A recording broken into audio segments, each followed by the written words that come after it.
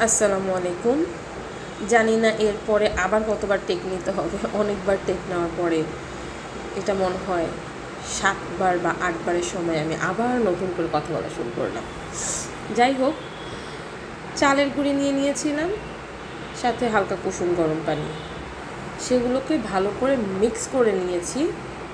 আপনি দেখতেই পাচ্ছেন, ভালো করে হুইস্কার দিয়ে মিক্স করে সামান্য লবণ দিয়ে দিলাম পরিমাণ মতো। আমি এখানে যে পরিমাণে চালের গুঁড়ো নিয়েছি সেই আন্দাজে 3টা ডিম দিয়ে দিয়েছিলাম। আপনারা চাইলে কম বেশি দিতে পারেন, যত ডিম বেশি দেওয়া হয় তত মজাটা বেশি হয়। এই তো এরপরে ভালো করে হুইস্কার দিয়ে মিক্স করে নিয়ে ভালো করে আর কি মিক্স করে নিতে হবে, যাতে একদম সব কিছু মিশে যায়। এরপরে দিতে হবে তেল।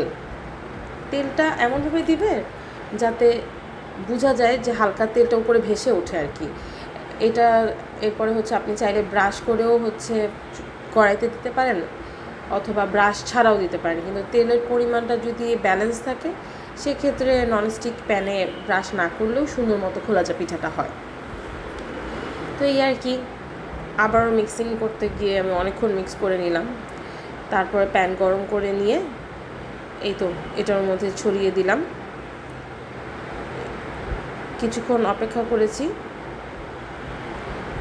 7-8 সেকেন্ডের পরে বা 10 সেকেন্ডের পরে দেখা যায় যে এরকম করে সুন্দর হয়ে যায়, তখন উল্টে পাল্টে নিলেই হয়ে যায় আর কি। Thank you. Like, comment, share করে দেবেন প্লিজ। ভালো থাকবেন সবাই। আল্লাহ হাফেজ।